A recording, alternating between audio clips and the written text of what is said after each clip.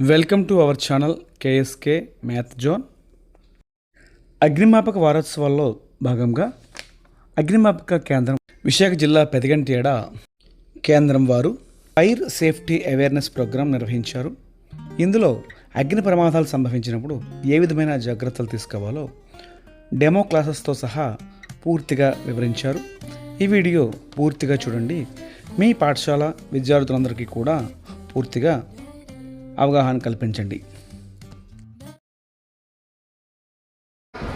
Alarm చూసారు ఎప్పుడైనా అక్కడ సేఫ్టీ సిస్టమ్ కూడా లేనప్పుడు ఏం చేయాలి? మనం ఈ సిలిండర్స్ వాడడం మనకు తెలిసినట్టయితే కదండి, దాని ద్వారా మనం ఫైర్ ఫైటింగ్ చేయాలి. లేదంటే అగ్ని ప్రమాదం ఒక రూమ్లో ఎక్కడైనా జరుగుతుంది, ఆ రూమ్కి గంటలు పెట్టేసి మనం బయటకు వచ్చేయాలన్నమాట. ఫైర్ ఎక్కడైనా జరిగిందంటే ఫైర్ జరిగిన చోటు నుంచి మనం సురక్షితమైన ప్రాంతానికి బయటకు వెళ్ళిపోవాలి. ఓకేనా? ఓకే, రాలేదు అవగాహన. Okay, very good.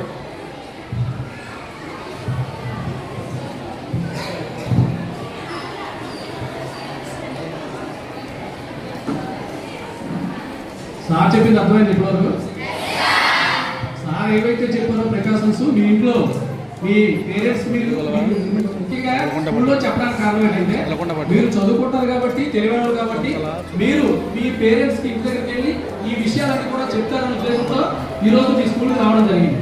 అలాగే ఇప్పటివరకు అగ్ని ప్రమాదాలు ఎన్ని రకాలు, అవి జరిగినప్పుడు తీసుకోవాల్సిన జాగ్రత్తలు, జరిగిన తర్వాత ఎవరికి ఇన్ఫార్మ్ చేయాలి, ఎవరు చెప్పాలి? ఒకరు చెప్పండి గట్టిగా. ఫైర్ స్టేషన్కి చెప్పాలి, అగ్నిమాపక కేంద్రానికి ఫోన్ చేయాలి. ఫైర్ స్టేషన్ నెంబర్ ఏంటండి? అదే పోలీస్ అయితే, అదే అంబులెన్స్ అయితే. సో ఈ నెంబర్ ఖచ్చితంగా మీకు తెలిసి ఉండాలి. సపోజ్ మీ ఇంటి దగ్గర ఫైర్ అయింది, మీరు ట్రై చేసి ఆర్ప్లేన్ సందర్భంలో మనకి దగ్గరలో ఏదైతే ఫైర్ స్టేషన్ ఉందో ఆ ఫైర్ స్టేషన్ నెంబర్ మీకు ఖచ్చితంగా తెలియాలి. అర్థమైందా? ఫైర్ స్టేషన్ నెంబర్ ఖచ్చితంగా తెలియాలి.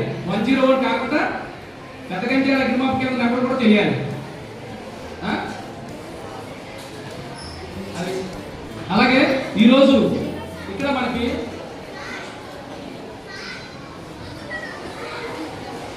ఇక్కడ చూడండి, దీన్ని ఏమంటారంటే లైఫ్ జాకెట్ అంటారు. ఏమంటారమ్మా? ఇది దేనికి యూజ్ అవుతుంది? ఏంటమ్మా? Very good. ఇప్పుడు సపోజ్ ఎవరొకరు వాటర్లో పడిపోయారు. సో వాటర్లో పడిపోయినటువంటి వ్యక్తిని రక్షించాలంటే సో మన దగ్గర ఉన్నటువంటి ఈ లైఫ్ జాకెట్ని అతనికి ఇచ్చి అతను మనం సేవ్ చేసుకోవచ్చు. అంటే ఒక వ్యక్తి నీటిలో పడిపోయినప్పుడు అతను రక్షించుకోవడానికి ఈ లైఫ్ జాకెట్ అనేది మనకు ఖచ్చితంగా ఉపయోగపడుతుంది. లైఫ్ జాకెట్ ద్వారా పడిపోయినటువంటి వ్యక్తిని మనం అంటే మునిగిపోకుండా కొంతకాలం సుమారుగా ఒక 2-3 గంటలు మనం ఎవరు వెళ్ళాలనుకో అతను మునిగిపోతాడు. అలాంటి సందర్భంలో ఈ లైఫ్ జాకెట్ అనేది అతనికి ఇచ్చి మనం అతన్ని లైఫ్ జాకెట్ వేసుకోగానే ఆ పర్సన్ ఏం చేస్తాడంటే తేలుతాడు. ఫస్ట్ ఆఫ్ ఆల్ మునిగిపోడు. తేలడం వల్ల ఆ చుట్టుపక్కల ఎవరైతే ఉన్నారో వాళ్ళు అతను రక్షణ, లేదంటే మనం చేతులతో ఇలాగా వాటర్ లాక్కొని ఒడ్డుకి రావచ్చు. Life jacket. సో వరదలు కానీ తుఫాన్లు కానీ ఏదైనా వచ్చినప్పుడు మనం ఈ లైఫ్ జాకెట్ యూజ్ చేసి ఎవరైనా పర్సన్ నీటిలో మునిగిపోతే అతన్ని రక్షించవచ్చు, సేవ్ చేయొచ్చు. ఓకేనా? అర్థమైందా? లైఫ్ జాకెట్ దేనికి యూజ్ అవుతుంది? వాటర్లో మునిగిపోతున్నటువంటి ఒక పర్సన్ ని సేవ్ చేయడానికి ఈ లైఫ్ జాకెట్ అనేది యూజ్ అవుతుంది. సో దీన్ని ఏమంటారంటే లైఫ్ బాయ్ అంటారు. ఏమంటారు? లైఫ్ బాయ్ అంటే మనం ఒంటికి చుట్టుకోలేదా? లైఫ్ బాయ్ అంటే సో ఎవరైనా పర్సన్ నీటిలో మునిగిపోయినప్పుడు సో మునిగిపోతున్నటువంటి వ్యక్తికి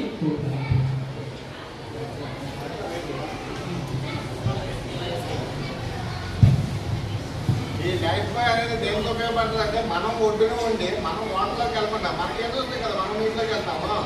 నీటిలో మునిగిపోతున్న వ్యక్తిని రక్షించడానికి లైఫ్ బాయ్ అనేది దాంట్లో పెట్టినట్టయితే ఇది తేలుతుంది. కాబట్టి ఆ వ్యక్తి ఆ లైఫ్ బాయ్ పట్టుకొని తనని తాను రక్షించుకోవడానికి ఉపయోగపడుతుంది అనమాట. వీటిని రెస్క్యూ ఎక్విప్మెంట్ అంటారు. ఓకేనా? Life buoy, life jacket rescue equipment అనమాట. ఓకేనా? సపోజ్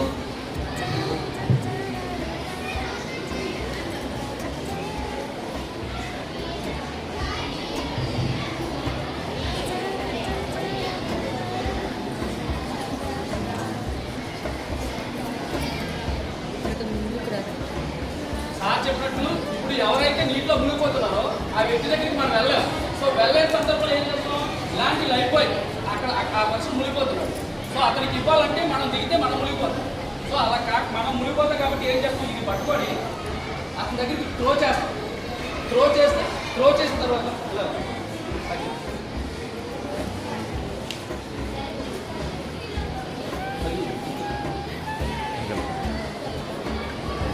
సో ఇక్కడ ఈ వ్యక్తి మునిగిపోతున్నాడు. ఈ మునిగిపోతున్న వ్యక్తిని మనం రక్షించాలంటే అక్కడ నుంచి ఈ లైఫ్ బాయ్ అక్కడ త్రో చేసి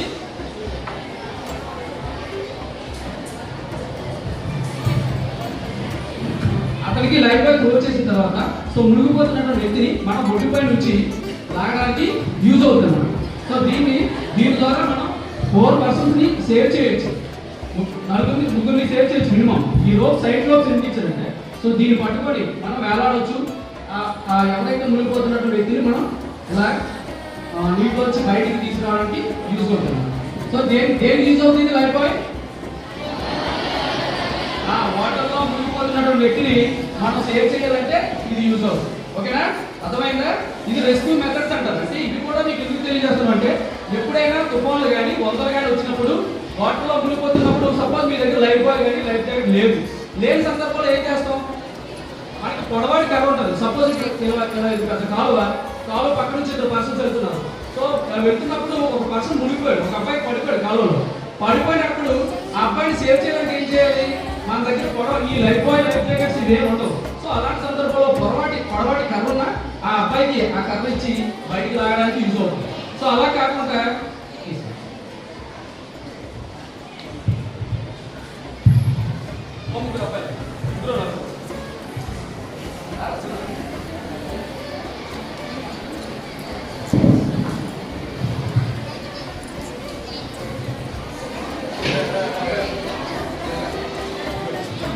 ఈ అబ్బాయి వాటర్లో పడిపోయాడు. ఎలా పడిపోయాడు? సో అప్పుడు కలిసి వెళ్తే అబ్బాయి వాటర్లో పడిపోయాడు. సో పడిపోతున్నటువంటి అబ్బాయిని వదిలి వెళ్ళిపోతాం, సేవ్ చేస్తావా? ఎలా చేస్తాం? మనకి ఈత రాదు. సో మనకి ఈత రాదు, ఆ అబ్బాయి మునిగిపోతున్నాడు. ఆ అబ్బాయిని సేవ్ చేయాలంటే ఏం చేయాలి? హ్యూమన్ క్రచ్ అంటే హ్యూమన్ చైన్. ఈ చైన్ సిస్టమ్ ద్వారా ఒక్కొక్కరు చేయబడి నువ్వు చేయాలి. సో ఇప్పుడు కాలువ ఈ అబ్బాయి ఉన్నాడు. ఈ అబ్బాయిని సేవ్ చేయాలంటే ఏం చేయాలి? సో మనం ఒక్కొక్కరు చేయి పట్టుకొని ఆ మునిగిపోతున్న వ్యక్తిని మనం చేతి పట్టుకున్నాం పైగా. ఓకే, హ్యూమన్ చైన్ సిస్టమ్ అంటే మన దగ్గర లైఫ్ బాయ్ లేదు, లైఫ్ జాకెట్ లేదు, ఏ రెస్క్యూ ఎక్విప్మెంట్ లేని సందర్భంలో మన ఫ్రెండ్ నీటిలో మునిగిపోతున్నప్పుడు మనం వదిలి వెళ్ళిపోకూడదు. ముఖ్యంగా మనం చదువుకున్నాం కాబట్టి మనకి కామన్ సెన్స్ ఉంది కాబట్టి సో మనం ఆ పర్సన్ని సేవ్ చేయాలంటే ఏం చేయాలి? ధైర్యంగా మనం ఒక్కొక్క చేయి పట్టుకొని పట్టుకుంటే గట్టిగా గ్రిప్పింగ్ ఉంటుంది అనమాట. ఓకేనా, ఇలా గట్టిగా పట్టుకోవాలి. మామూలుగా ఇలా పట్టుకుంటే చేయి జారిపోవాలి. ఇక్కడ పట్టుకుంటే గ్రిప్పింగ్ ఎక్కువగా ఉంటుంది కాబట్టి మన తెలివితేటలు ఉపయోగించాలి. నలుగురు ఉన్నాము, ఎవరికి ఎదురాదు ఎలాగో వదిలేదు కదా, అందుకని చెప్పేసి ఈ విధంగా మనం చేంజ్ సిస్టమ్ ఫామ్ అయ్యి మన ఫ్రెండ్స్ కానీ ఎవరైనా మనం తెలిసిన వాళ్ళు ఎవరైనా వెళ్ళిపోతున్నట్టయితే రక్షించడానికి ఉపయోగపడుతుంది అనమాట. ఓకేనా?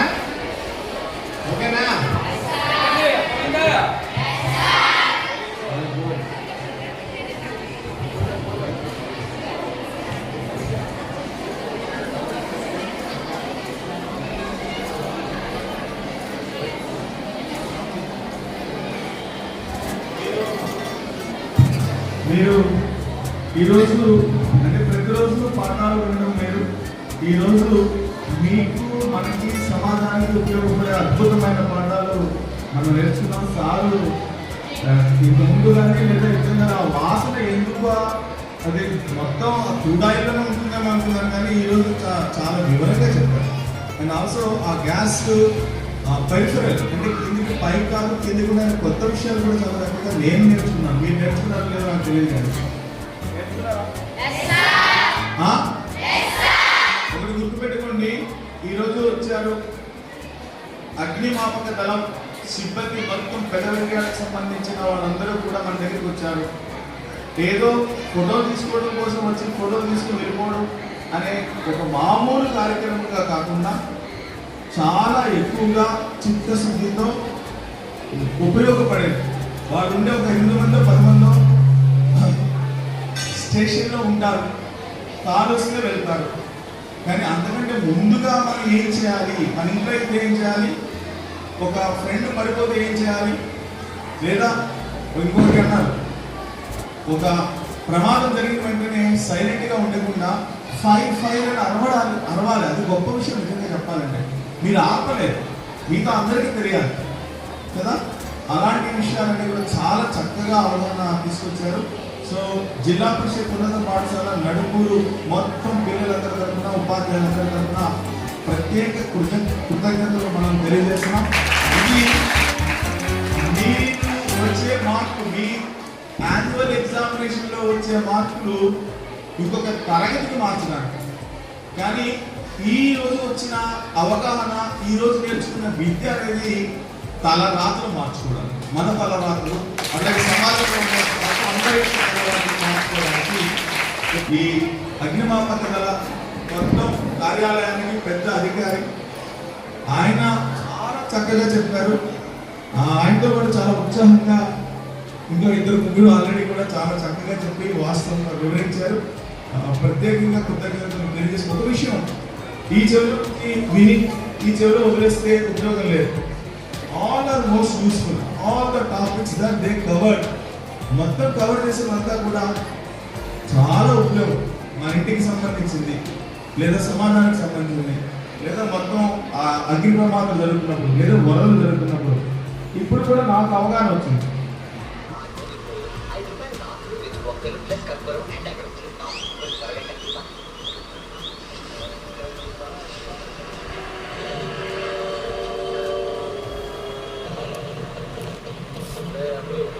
వారు మనం చూసేసినట్టున్నాడు.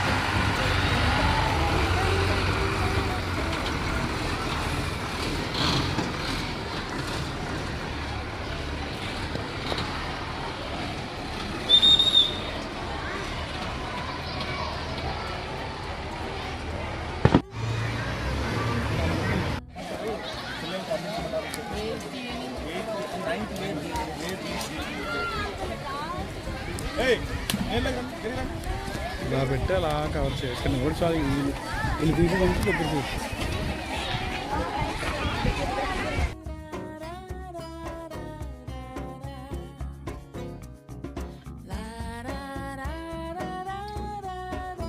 ఇప్పటివరకు క్లాసులో చెప్పాం కొన్ని రెస్క్యూ మెథడ్స్, అలాగే వాటర్ లో డ్రాన్ అయినప్పుడు ఎలా మనం సేవ్ చేసుకోవాలనే విషయం ఇప్పటివరకు చెప్పాం.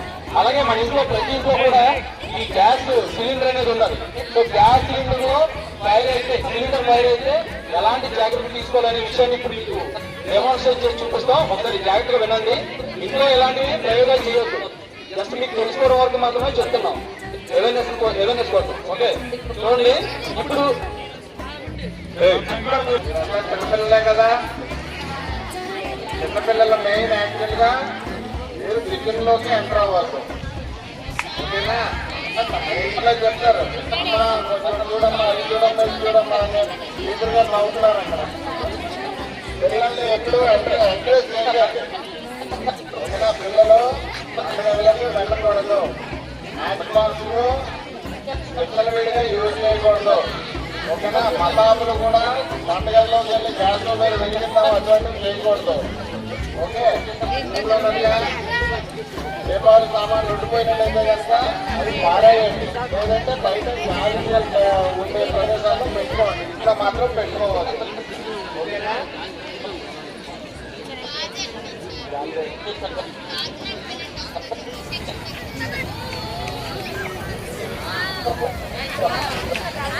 ఇలా ఫైర్ అయినప్పుడు మీరు కంగారు పడదు. ఫైర్ అయినప్పుడు కంగారు పడాల్సిన పని లేదు. సో మన దగ్గర మన ఇంట్లో బ్లాంకెట్ కానీ అంటే స్టడీ బ్లాంకెట్ కానీ లేదంటే ఒక బకెట్ కానీ ఇది ఆపొచ్చు.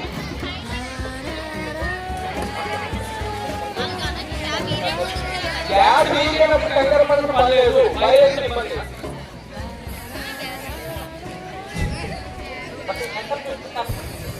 ఓకే, ఇప్పుడు బకెట్ ఎలా ఉందో నాకు ఏం చూపిస్తారో ఒకసారి.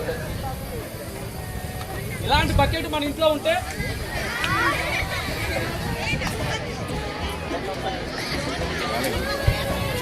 సో ఇలాంటి బకెట్ తో మన ఇంట్లో ఉంటే దీనికి గాలి తగలకుండా చేసి ఆడిపోవచ్చు. ఇలాగా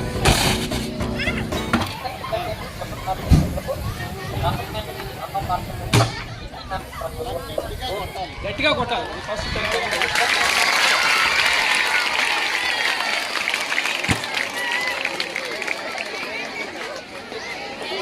ఇలా తప్పు చేశాడు, ఎందుకు చేశాడు? ఫస్ట్ టైం చేసినప్పుడు ప్రాపర్ గా చేయలేదు, రెండోసారి గట్టిగా చేశాడు కాబట్టి అక్కడ ఉండే ఏరియా అనేది డిస్ప్లేస్ అయిపోయింది, పైన అనేది ఆగిపోయింది. తప్పు చేస్తే అలానే అవుతుంది. చేసేది పని క్రమంగా సక్రమైన మార్గంలో చేయాలి. గట్టిగా చేస్తే ఒకసారి దానికి గాలి తగలకుండా గట్టి కొట్టాలి. ఓకేనా?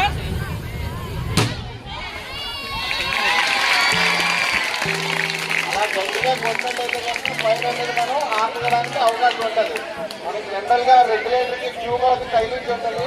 ట్యూబ్ దగ్గర ఫైర్ అయిందంటే ట్యూబ్ అది కాలిపోయిందనుకోండి, రెగ్యులేటర్ దగ్గర ఫైర్ అవుతుంది కాబట్టి ఇటువంటి పద్ధతుల ద్వారా మనం అగ్ని ప్రమాదం జరిగితే నివారించవచ్చు.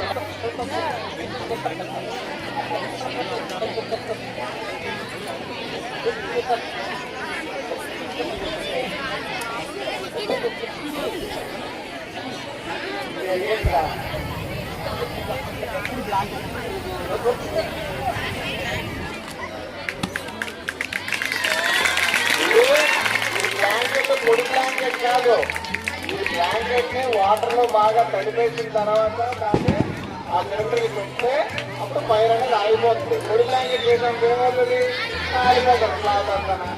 ఏంటంటే పద్ధతి కూడా చూడండి. ఒక అడుగు ఇలాగా ఇది ఫైర్ ఫైటింగ్ ఎప్పుడు చేయాలి? గాలి చేతులు చూసుకొని ఎప్పుడు ఫైర్ ఫైటింగ్ చేయాలి. అక్కడ ఫైర్ అవుతుంది, గాలి చూసి అదేకున్నది కాబట్టి అయినా దాని వెనకాతలు ఉన్నాడు. గాలి చేతులు చూసుకొని ఫైర్ ఫైటింగ్ చేయాలి.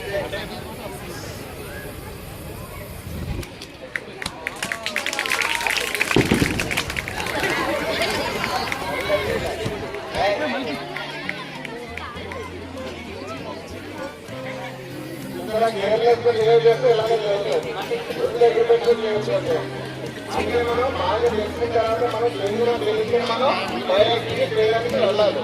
విడివిడి జ్ఞానంలో చేయకూడదు. కంపెనీ వచ్చి ఇలాగే ఉంటాం.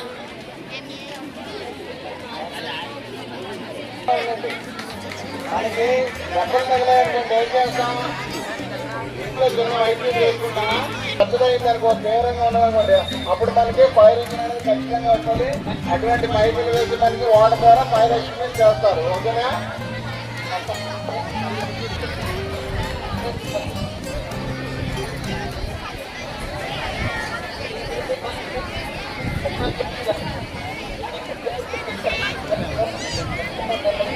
ఎలా ఉండాలి? మామిడికాయల కోసం పిల్లలు వెనక్కి ఎలా ఉండాలి? మనం చదువుతున్నాం కాబట్టి మనకి తెలుసు కాబట్టి బాగా ఆగిపోవాలి. మన పరిగెడతాం ఎప్పుడైనా మనం అగ్ని మనం వచ్చినప్పుడు పరిగెట్టేటప్పుడు గాలి ఎక్కువగా తగిలితే అగ్ని తీవ్రత ఎక్కువ అవుతుంది అనమాట. ఈ తీవ్రత తగ్గించాలంటే మనం ఆగిపోవాలి, డ్రాప్ నేల మీద పడిపోవాలి. పడిపోయినప్పుడు రూపంలో ఉండాలి. రూపంలో ఉండాలి ఏంటంటే ఆక్సిజన్ చక్రం అనేది కన్నం అయిపోయి టైర్ అనేది యాక్టివేట్ అవుతుంది అనమాట. Okay, drop and role.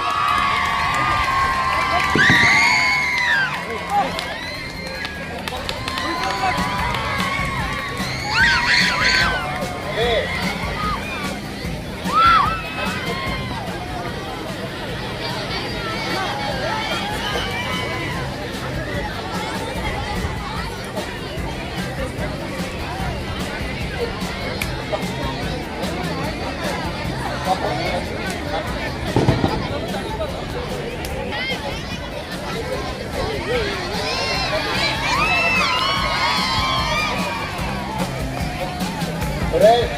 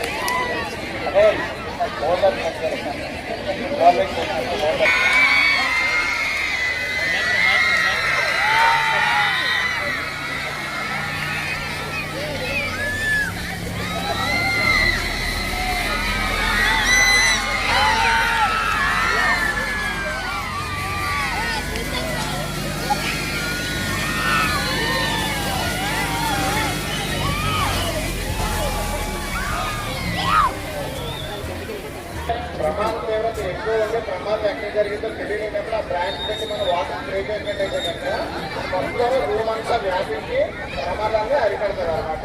అర్థమైందా?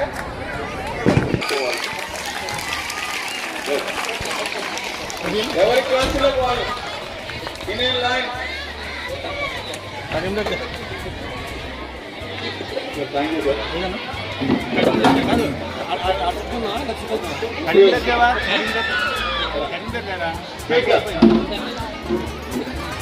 సార్.